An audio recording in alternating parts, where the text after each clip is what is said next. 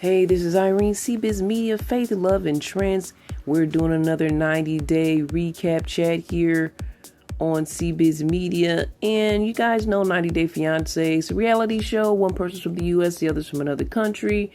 They find love. They only have a 90-day window in order to get married so they can be in the same country with each other. A lot of craziness ensues in this whole dynamic. It's 90 Day Fiance, and this one is before the 90 days. Let's jump back into Josh and Elise. You know, the other night, Elise threw Josh and his friend Nat under the bus, yelled to the restaurant members and asked, is it okay that this woman financially supports my man? So it was an argument nonetheless. And it appears Elise won because she ran it out very well. So it's the morning, the day after, and the two of them are separate in separate rooms, I assume. They haven't touched, they haven't talked or whatever. He's telling Chris the situation. He said he feels deflated. And she comes out of the room and is like, I realize I'm embarrassed. I embarrassed myself. I shouldn't have done that. At first it seemed like it was more about embarrassing herself than embarrassing him. But she did say she was sorry and she was triggered by the past situation in her life. So this is why she reacted the way she did. So she's like questioning him, where do we stand? She's putting a lot of pressure on him when she was the one that caused the offense. Like, so where do we stand?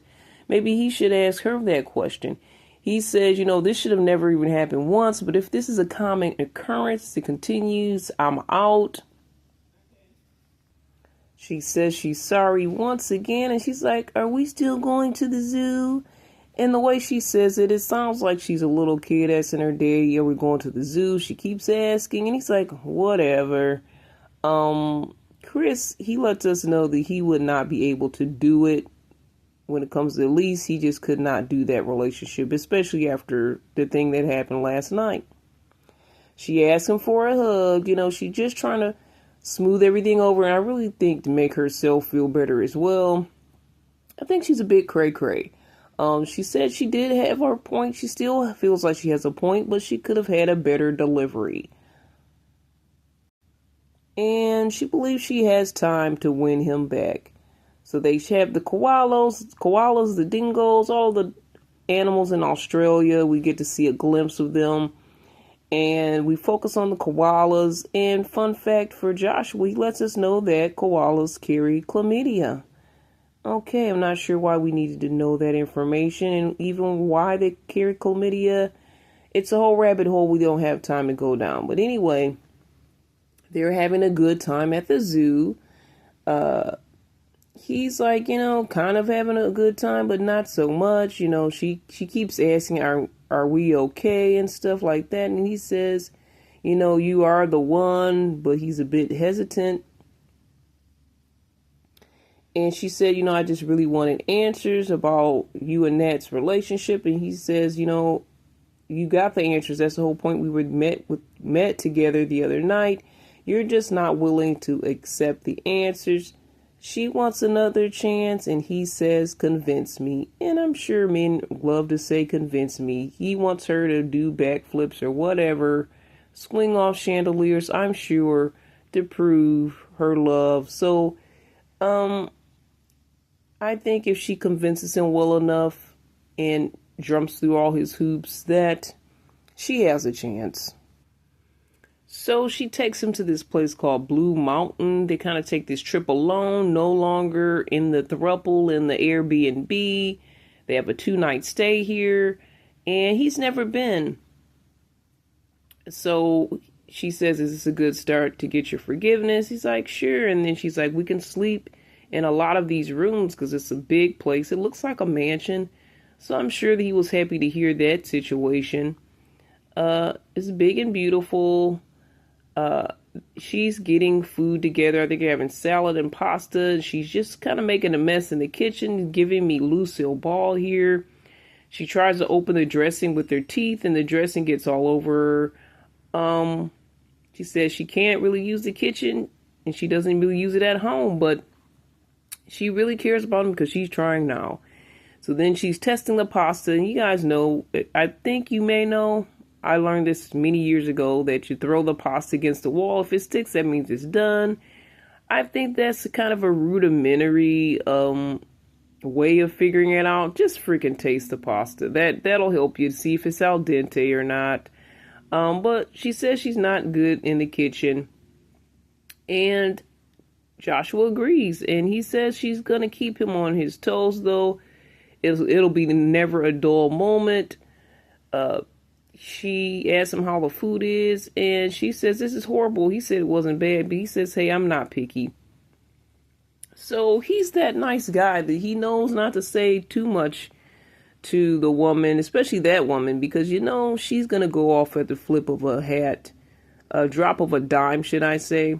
So now she asks about meeting his son. She's like, this is really important to her. But yeah, you kind of ruined things the other night, so why do you still have all of these demands? Give the guy a bit of time, maybe, even though she probably doesn't even have much time to stay there. They end up in the hot tub with the champagne that she got. So she's like really doing it up for giving him this surprise, this beautiful surprise in this place, the hot tub, the champagne. This is all her doing, and she's worried about him taking her money.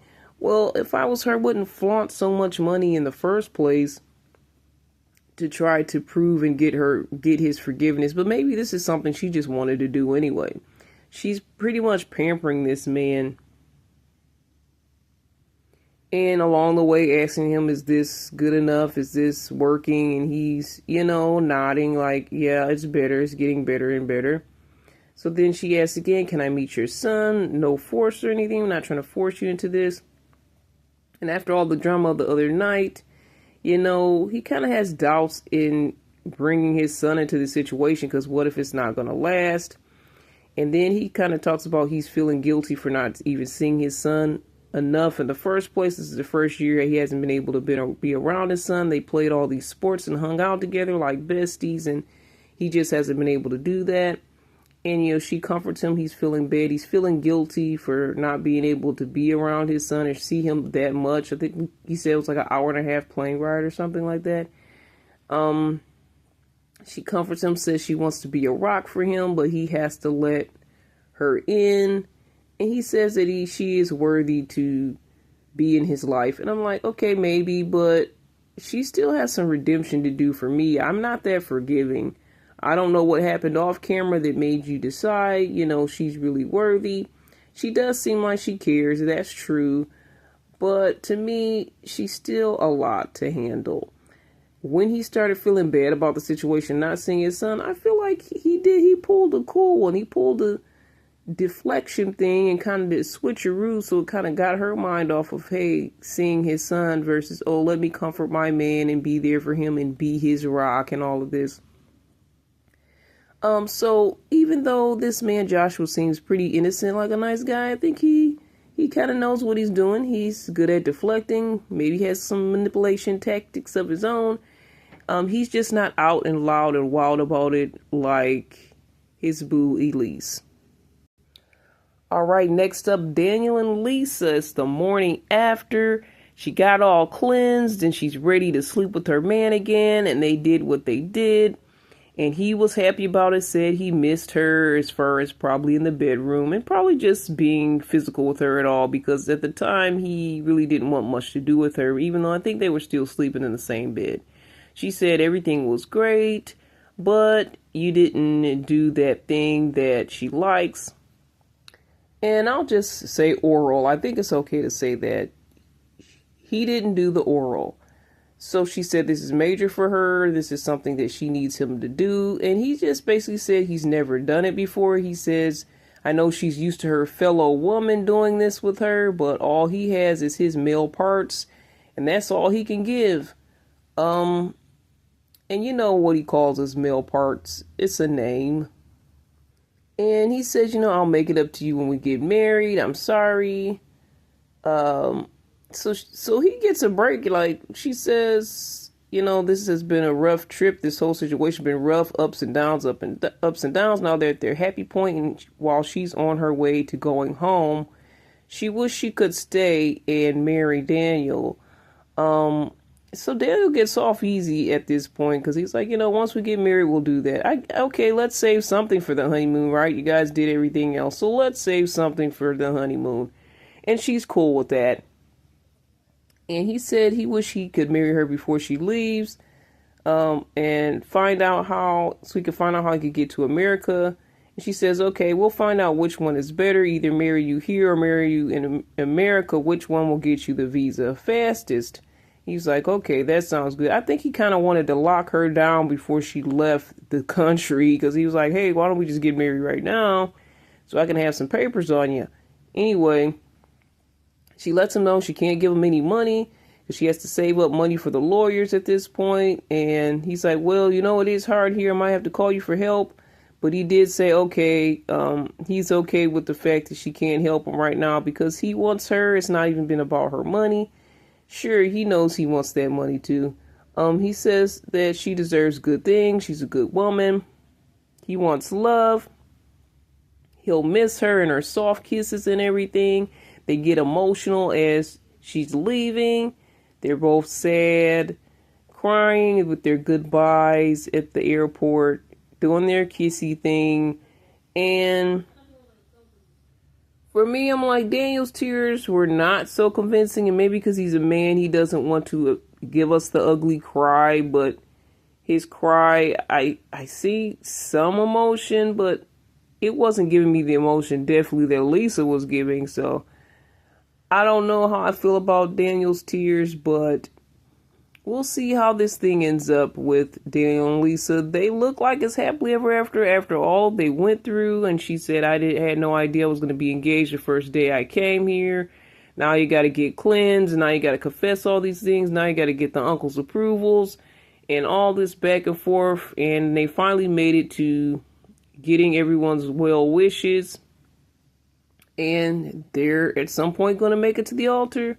I'm assuming that, unless something else goes awry. Trisha and Rick, they basically, last we saw, Uncle was like, we'll keep our daughter if you're not going to give her any babies. And it's weird to me that these people are focused on babies. What happened to the time when Dad, Uncle, all the male figures were like, well, you better keep my daughter an honest woman and, save it for when she goes down the aisle. Well, it's a little bit too late for that. Maybe Dad and Uncle know this. Maybe Dad and Uncle know that, Trisha's not completely, I'll just say, innocent anymore. She's lost her innocence in that area. I'll say that. So maybe that's not a concern for them, but they're really trying to get their daughter knocked up, basically. So he's saying that it hasn't been a year yet. So he's like, he's trying to still get some more time out of this situation while they're confronting him. And she's translating. And Dad's like saying, you're just saying your best, whatever you can say to kind of get my daughter. Basically saying you're being manipulative.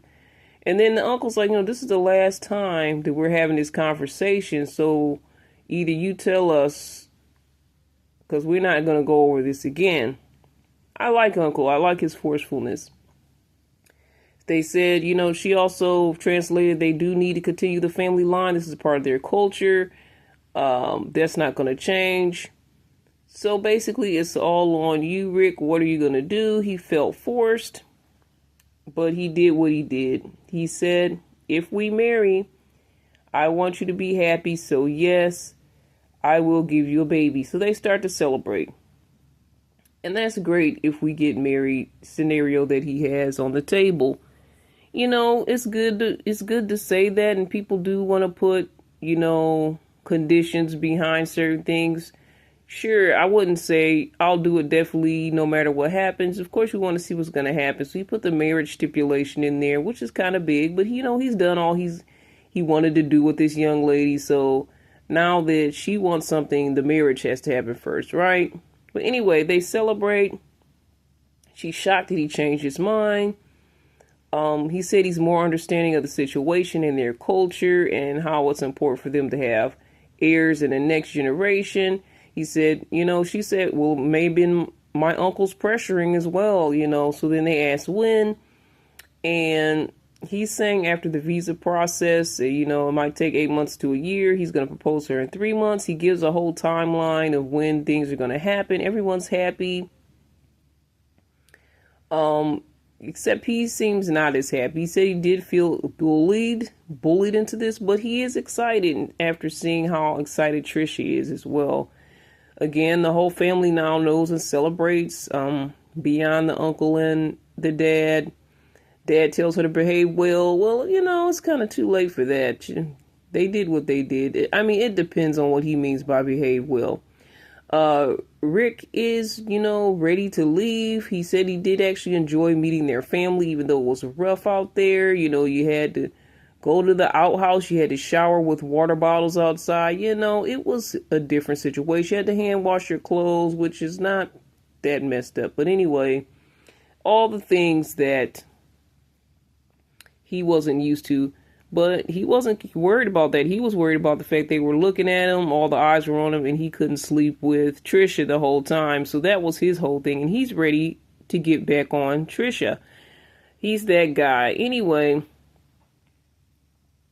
she says, well, on their way to, I think they're trying to fly back to the other island. She says, well, what if you change your mind and all this?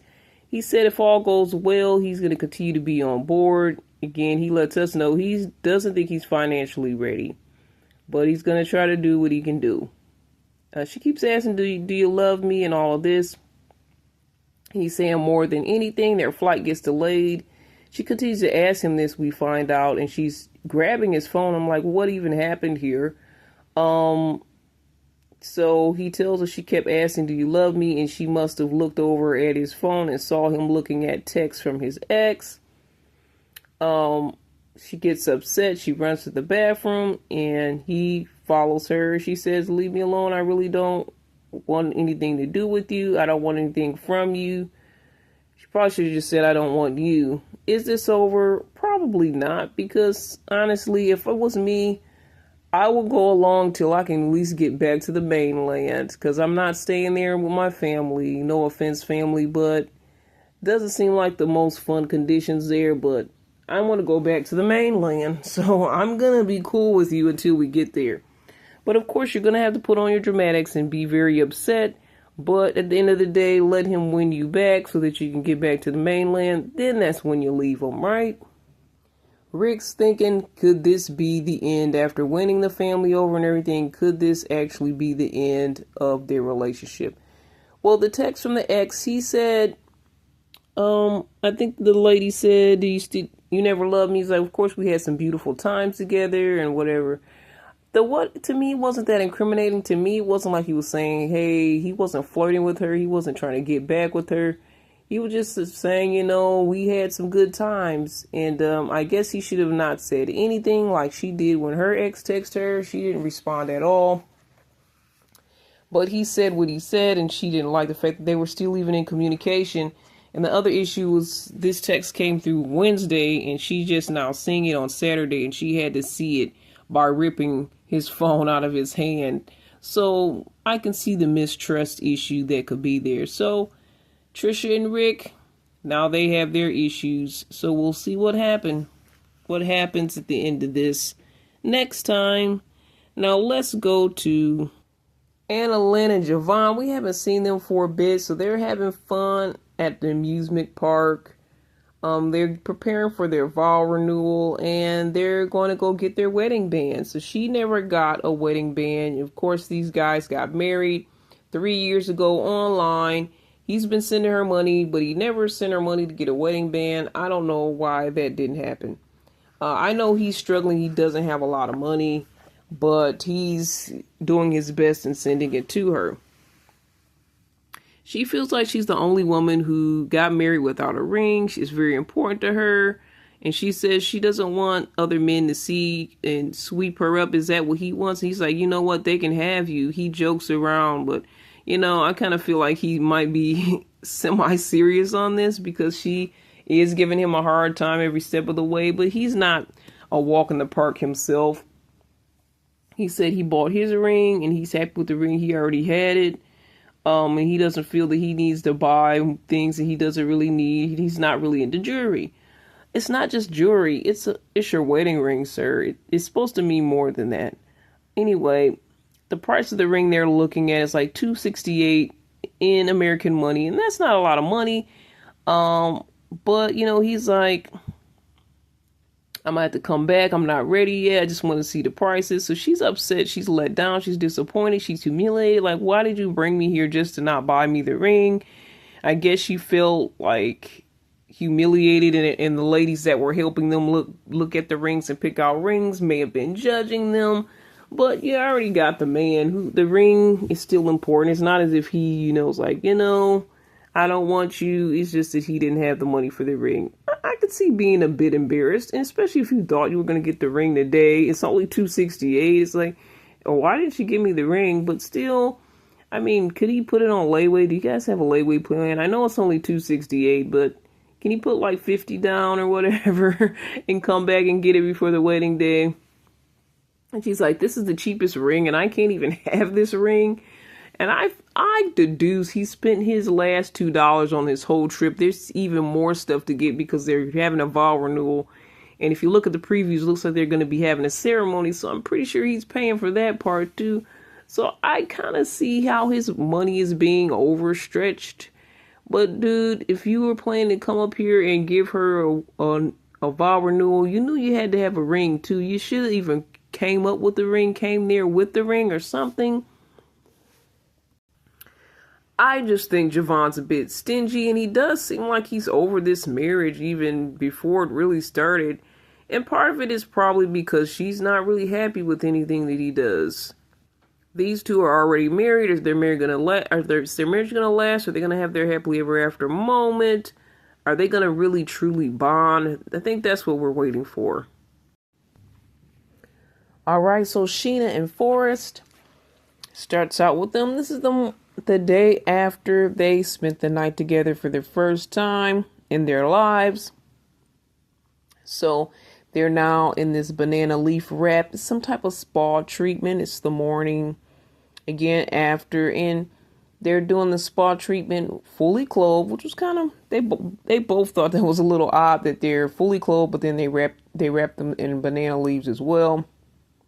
But they said it was really relaxing. Forrest is making jokes about the fact that he's extra long. He doesn't know if the banana leaf will fit him. And then they kind of make jokes together saying they feel like they're a piece of food that's being wrapped up. So one of them says thrown in the oven or steamed. Then it starts to rain and they're singing like, oh, goofing around, singing about the rain and being wrapped in a banana leaf. It was cute. They were having a good time. After last night and them being intimate, it strengthened Forrest's desire, he said, to work, to get a job, and to be a part of her life here in the Philippines.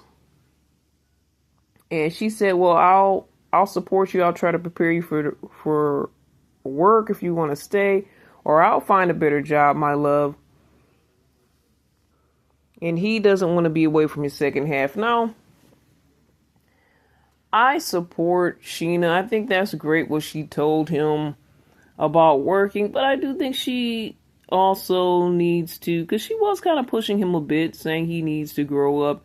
And maybe that's not the best way to say it, but right now I feel like maybe she's being a little too supportive when it comes to the job part. I'm like, you'll get another job, you'll do this. You're setting yourself up and positioning yourself to be the breadwinner. Now, if that's what you want to be and you're 100% on that, you're not going to fight about it, it's not going to be an issue, then go ahead, run with that. But if it's going to be something that comes up later, then you fuss and fight with him about not working and not having a job.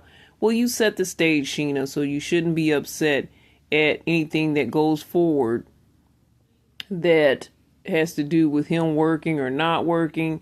You set the stage and you said you'll be supportive, whatever. So, everything's looking good for the two of them, as far as their feelings and what they want to do, but now they have to get mom on board with their choice. He's terrified to tell her that he's planning to stay in the Philippines.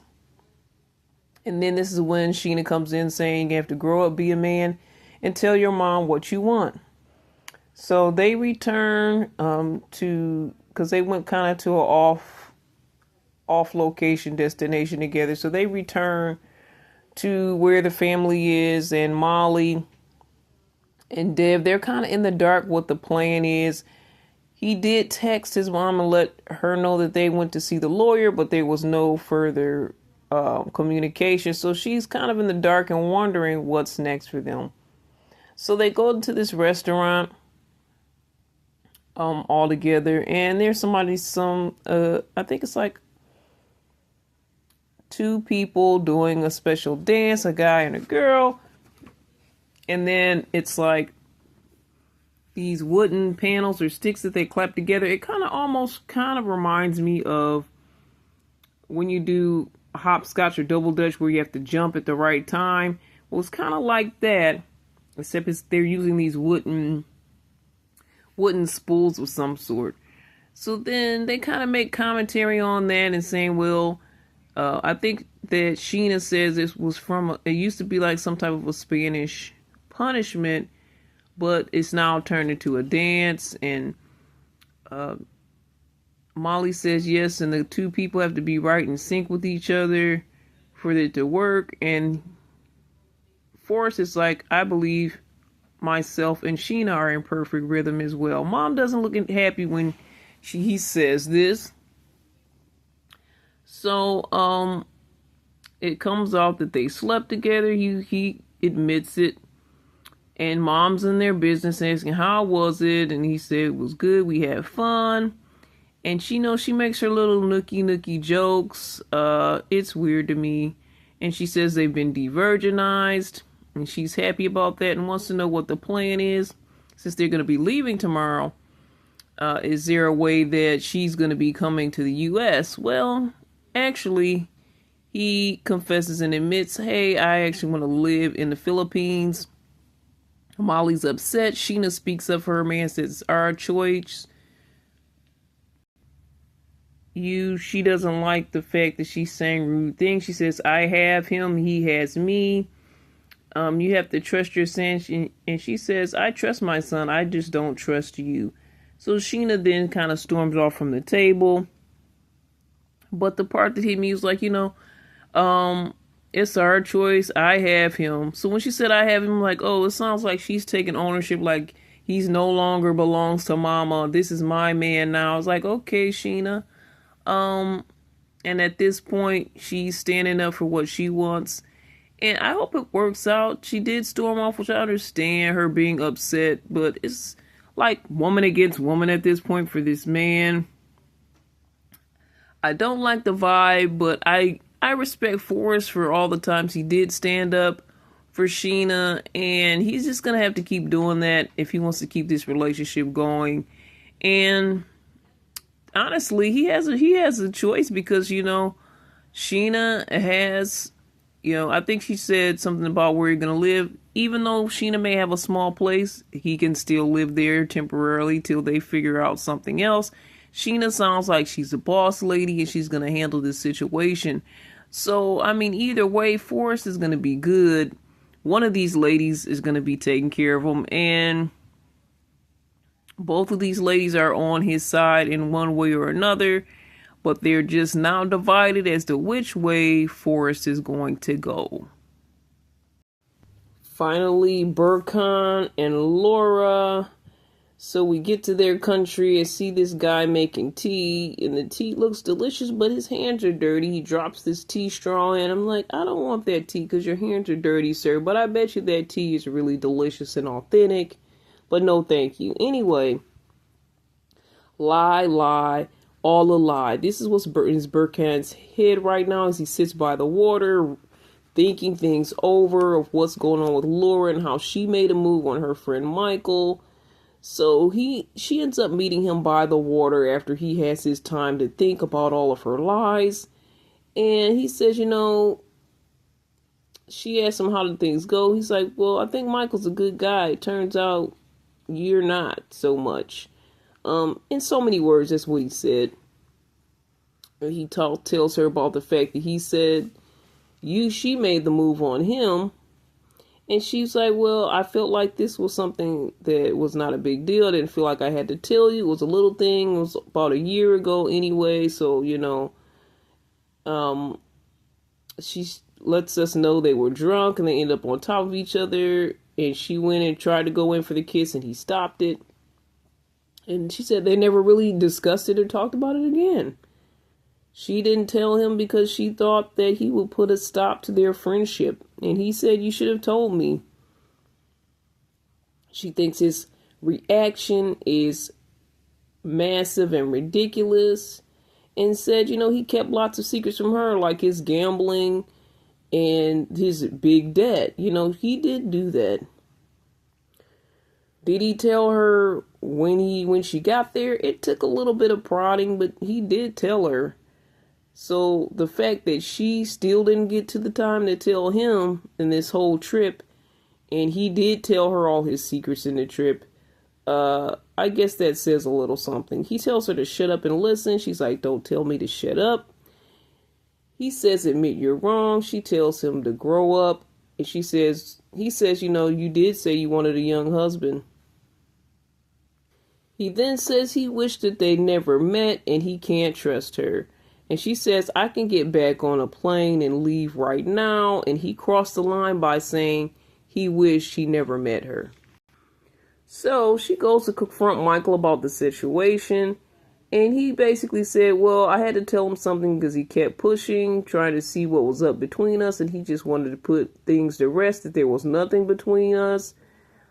She says it feels like a backhanded way of ruining the relationship.